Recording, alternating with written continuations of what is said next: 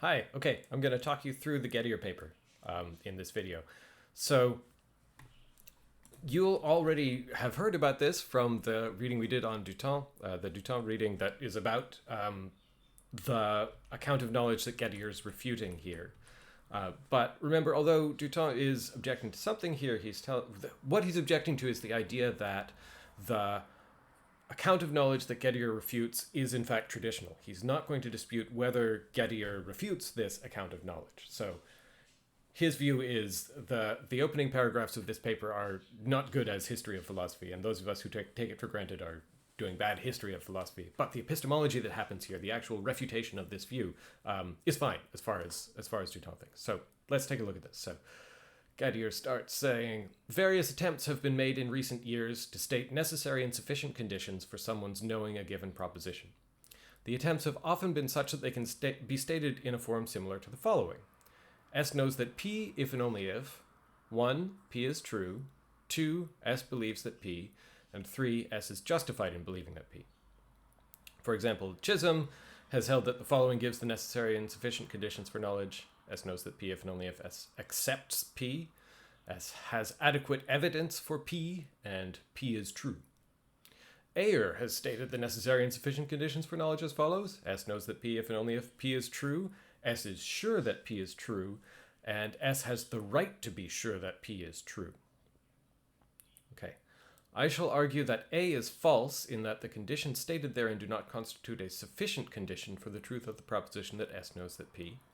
The same argument will show that B and C fail if has adequate evidence for or has the right to be sure that is substituted for is justified in believing that throughout. Okay, I'm going to pause here. Let's just notice what's going on.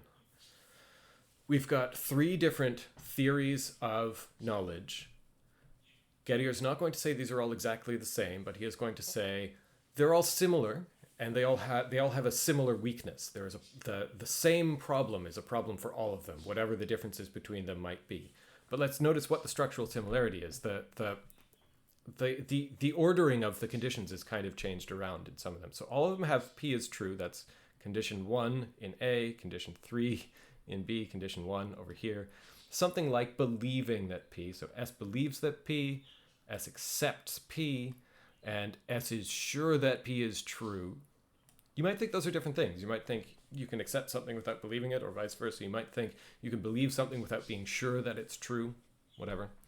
And then there's this sort of evaluative thing, right? So here's something just about whether, like what the facts are out in the world about the thing that you supposedly have knowledge of. Here's like a psychological fact, just do you believe it or not? And then there's this evaluative or in the philosopher's sense, normative claim. So we're evaluating your belief. We're applying some evaluative norm to it, saying S is justified in believing it, or you have, not just you have evidence, but you have adequate evidence, good enough evidence. You have not just you are sure, but you have the right to be sure. Okay, so that might sound a little bit mysterious, right? You might ask yourself, what exactly does it take to be justified in believing something? What counts as adequate evidence? When do I have the right to be sure about something? And those are definitely important epistemological questions. And the people that Gettier is responding to will say, yeah, right, we need to do more epistemology to answer that. But let's just bring out why that's there. Okay, we have talked in previous tutorials and I think in the lectures about the idea that there is, definitely in the lectures, the idea that there's something more to belief than just being right, just thinking something and being right, right? There's a difference between knowing something and having, for example, a lucky guess. Okay, if you believe something and it's true, but just by luck, we would want to say that's not something you know. You're not wrong, but you don't know it. What's missing in the case where it's a lucky guess? Well, we might think so here's what makes something, we might say, just a guess, that you don't have good reason for it, or you don't have good evidence, right? So like if you ask me, is it going to snow this afternoon? I can do better than yes. I have some reasons for thinking, no, it's not going to snow this afternoon. It doesn't snow all that often here. It snowed heavily a couple days ago, like heavily by local standards. But the weather forecast, I have looked at the weather forecast because of that. It's supposed to be sort of 8 to 10 degrees today, which is weirdly warm for February. It's supposed to stay warm. We might get snow, but it's going to be warm for the next while, so I don't think it's going to happen. But if you ask me, is it going to snow in the afternoon 1 year from today? The best I can do is guess. Maybe I'll have an opinion. Maybe I'll think like, yeah, no, it's not going to snow. It doesn't snow very often. But I'm really just guessing. I have very little to go on. The weather forecast, at least the ones that I have access to, do not tell you what's going to happen in the weather a year from now. Okay, so maybe we say the difference between a belief that I might be able to form about the weather a year from now and the weather this afternoon is I have more evidence now, or I have more of a right to be sure that it's not going to rain this afternoon. Or let's just say vaguely, I'm justified. If you challenge me, if you say, why do you believe that? I can justify myself. I can say, well, the BBC says something or other, or whatever other thing you're relying on. Yeah, okay. We're about to get a qualification on that, so let's continue reading. I shall begin by noting 2 points. These are important points. First, in that sense of justified in which S is being justified in believing P is a necessary condition of S's knowing that P, it is possible for a person to be justified in believing a proposition that is in fact false. Maybe that sentence was hard to parse. Let's back up. In that sense of justified in which S is being justified in believing P is a necessary condition of S's knowing that P, I'm going to stop there. That sense of justified in which S is being justified in believing P is a necessary condition of S's knowing that P. So all of these accounts here, they all have knowledge on one side, if and only if, a list of 3 things on the other side. The list of 3 things on the other side, it's claimed each of those is necessary for knowledge. That is, if you're missing any one of these 3 things, then you don't have knowledge.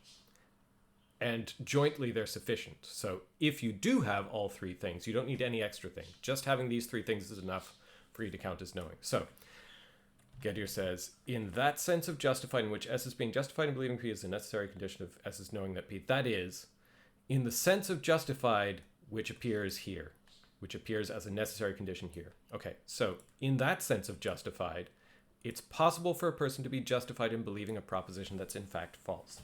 This is basically a statement of fallibilism, at least the understanding of fallibilism that we've been talking about in this class. So it's important that he builds this in. When we say things like you're justified in believing that P, that doesn't by itself guarantee that P is true. When we say you have adequate evidence for P, that doesn't mean that your evidence guarantees that P is true. When we say you have the right to be sure, we want to say sometimes you have the right to be sure, but you're still wrong. So maybe I won't dogmatically assert that I'm justified in believing it's not going to rain this afternoon. I kind of feel that way. But notice it's possible I'm wrong. It's totally possible that like the weather report gets things wrong sometimes. I read the weather report wrong sometimes. I forget things that I read sometimes. I'm not 100% sure that it said it would be 8 to 10 today. I looked at the weather report like yesterday. It's totally possible that I would have exactly these same reasons, this same stuff that I'm relying on, this same justification for my belief that it's not going to rain this afternoon, not going to snow this afternoon, and yet be wrong. That can happen. The night before it snowed, I believed it was not going to snow the next day, because that's sort of my default assumption around here. It doesn't snow that often. It snows, a couple times a year, something like that. And then it snowed, like, a lot, more than I've seen in the time I've been here. I was not expecting that. I think maybe I was justified in thinking it's not going to snow because it is so rare, and yet it did. So I was wrong. Okay, we're going to need that. Moving on. Secondly, for any proposition P, if S is justified in believing P and P entails Q, and S deduces Q from P and accepts Q as a result of this deduction, then S is justified in believing Q. We need to read that again too. Okay. Imagine you've got some proposition that you're justified in believing. P entails Q. So this means something like it's impossible for P to be true and Q to be false. This entail word is just like that term valid, as in valid argument, that you will have run into in your first year philosophy classes. Okay, so when we say P entails Q, that means something like it's impossible for P to be true while Q is false. So you're justified in believing P, and it's impossible for P to be true while Q is false. And S deduces Q from P. I don't know if you guys have run into this word deduce or deduction in other classes. It is not what Sherlock Holmes does. Sherlock Holmes talks about deduction, but that is not the kind of process that he uses is not quite what philosophers mean by deduction. Deduction is like the kind of inference, the kind of reasoning that we look at in your first year logic class, for example, or when we look at valid arguments. So deducing Q from P means something like realizing that P entails Q and coming to accept Q because of that. So we think of like, here's a valid argument. Premise P, conclusion Q, I believe P, therefore I'm going to believe Q. Doing something like that. So, okay, we've got a proposition P. You're justified in believing P. P entails Q, and because of that, you deduce Q from P, accept Q as a result of this deduction. Then he wants to say you're justified in believing Q. Okay, that sounds super general, right? But I think it might be intuitive in practice. So think of particular examples. So suppose I think, I believe that if it isn't snowing, then I won't mind going for a walk. And I believe it's not going to snow. Suppose I'm justified in believing both of those things. I'm justified in believing that as long as it's not snowing, I won't mind going for a walk. I hate going out in the snow. I'm glad to be in this country and not back home sometimes. I believe that it's not going to snow. Those things together seem like enough for me to be justified also in believing that I won't mind going for a walk this afternoon. I could be wrong. I definitely could be wrong. But if I'm justified in believing those things, I should also be justified in believing the other thing. Or put it another way, if you think that deduction in general can get us knowledge, right, allows it. So like if you are justified in believing the premises, and then you do some kind of deduction from them and do it well, like reason competently, we probably want to say then you can also, if you know the premises and you do the deduction well, you should be able to know the thing in the conclusion. Anyway, we don't necessarily need to agree with this in general. We need to agree with it as it's applied to the cases he's about to give us. So let's get on to the cases. Okay, keeping these 2 points in mind, I shall now present 2 cases in which conditions stated in A are true for some proposition, though it is at the same time false that the person in question knows that proposition. Let's just notice what we're doing. Here is A again. He's going to give us 2 cases where these 3 things are all met, but where we don't want to say the person knows. So that's going to show that these things, they might each be necessary for knowledge, but they are not sufficient, because you can have those 3 things without having knowledge. Okay, why are there 2 cases? Why not? One would do. Just one does the job. But he's got 2 cases. Okay. I have found, incidentally, every time I've taught this before, students tend to find case 2 much more confusing. So if you are unconfused by case 1 and you are confused by case 2, bear in mind that I said 1 case is enough. As long as you get 1 of these cases, you're okay. We will talk about more cases also later on. Okay, so here we go. Case 1. Suppose that Smith and Jones have applied for a certain job. And suppose that Smith has strong evidence for the following conjunctive proposition. What does conjunctive mean here? It means it's an and sentence. So it's something and something else. D. Jones is the man who will get the job, and Jones has 10 coins in his pocket. Smith's evidence for D might be that the president of the company assured him that Jones would in the end be selected, and that he, Smith, had counted the coins in Jones's pocket 10 minutes ago. Maybe you want to supply some kind of story about the relationship between Smith and Jones. Proposition D entails. Remember, entails means if D is true, E has to be true as well. It's impossible for D to be true and E to be false. So proposition D entails E. The man who will get the job has 10 coins in his pocket. This is 1963, so of course everybody is a man. Women weren't invented until, I think, 1973? Let us suppose that Smith sees the entailment from D to E and accepts E on the grounds of D, for which he has strong evidence. So Smith sees that if this is true, this has to be true as well. So he accepts this because of this on the grounds of D, for which he has strong evidence. He has strong evidence for D. In this case, Smith is clearly justified in believing that E is true. Okay. You might resist that. You might think maybe he's not justified in believing that E is true.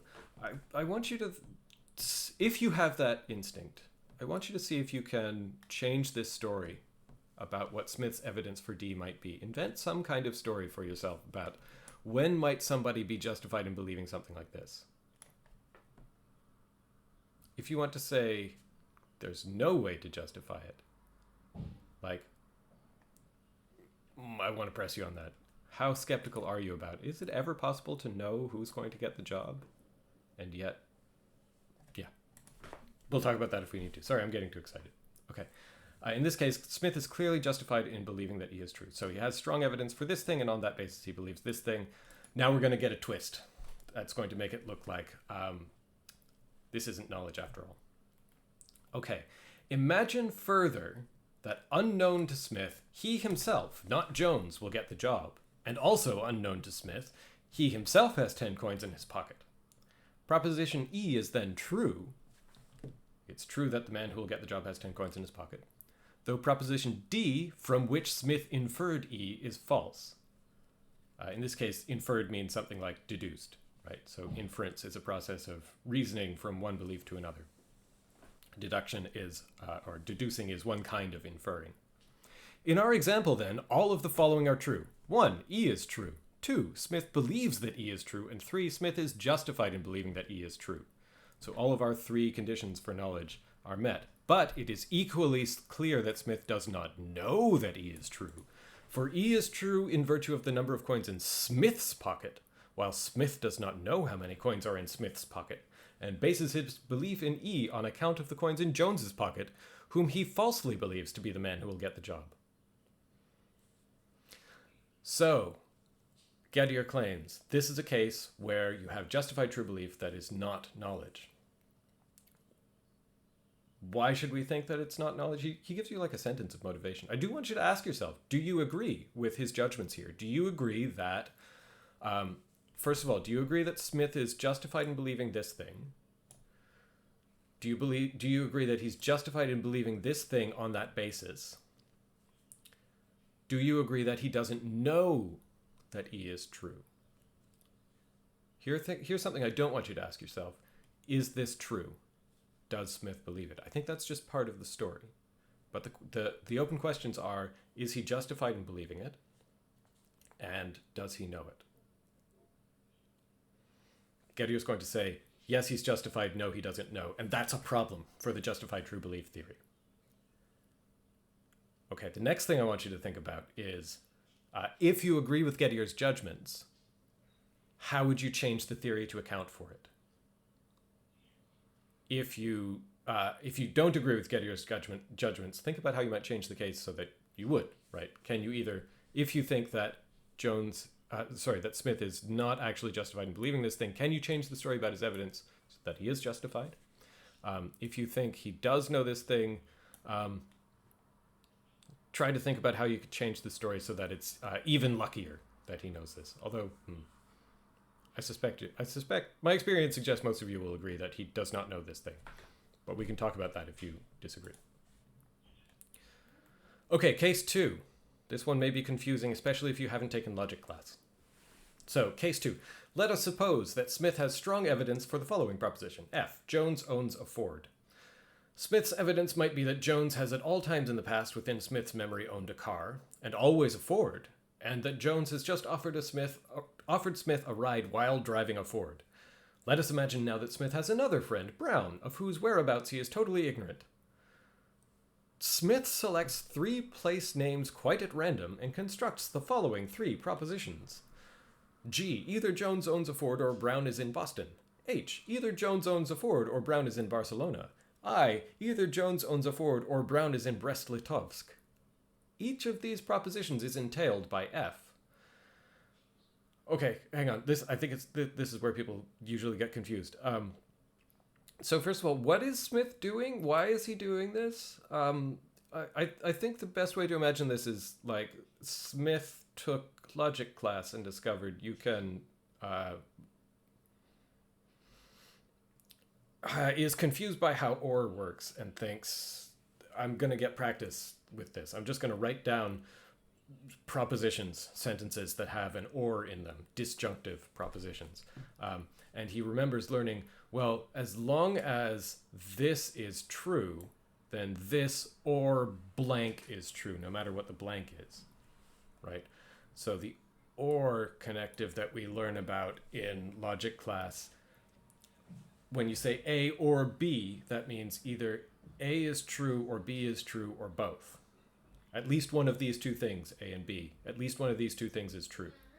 Maybe both of them. Well, as long as I know that the one on the left is true, then the whole OR sentence is going to turn out true. So if I'm trying to imagine Smith, I'm imagining he's somebody who's kind of confused by this and thinks this is really weird. So like no matter what's over here, since I know that Jones owns a Ford, then I know that this thing is true. But also this one and this one, even though these weird things are going on the right-hand side, all of them have Jones owns a Ford on the left, and then they have something about Brown being in a bee city on the right. What the heck is that about? Okay. So Smith realizes, I know this thing. As long as this thing is true, all three of these things are true. So I'm just going to come to believe these things, right? Imagine that Smith realizes the entailment of each of these propositions he's constructed by F and proceeds to accept G, H, and I on the basis of F. So he writes these things down and says, as long as this is true, these all have to be true. I believe F, so I'm going to believe G, H, I. Smith has correctly inferred G, H, and I from a proposition for which he has strong evidence, right? He has evidence for this thing. Smith is therefore completely justified in believing each of these three propositions. Smith, of course, has no idea where Brown is. But there's a twist again. Imagine now that two further conditions hold. First, Jones does not own a Ford, but is at present driving a rented car. And secondly, by the sheerest coincidence, and entirely unknown to Smith, the place mentioned in the proposition H happens to be the place where Brown is. If these two conditions hold, then Smith does not know that H is true. Check if you agree. Even though, 1, H is true.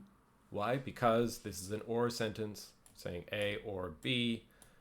In this case, we're saying A is false and B is true. So the OR sentence is true. Right? Either Jones owns a Ford or Brown is in Barcelona. Jones does not own a Ford, but Brown is in Barcelona. So the OR sentence, either Jones owns a Ford or Brown is in Barcelona, is true. Okay, so let's come back to here. If these two conditions hold, then Smith does not know that H is true, even though 1, H is true. 2, Smith does believe that H, because in our story he accepted it on the basis of the earlier thing. And 3, Smith is justified in believing that H is true, because he's justified in believing F, and he has correctly recognized that H has to be true if F is true. Okay, these two examples show that definition A does not state a sufficient condition for someone's knowing a given proposition. The same cases with appropriate changes will suffice to show that neither definition B nor definition C do so either. Those being these. Okay.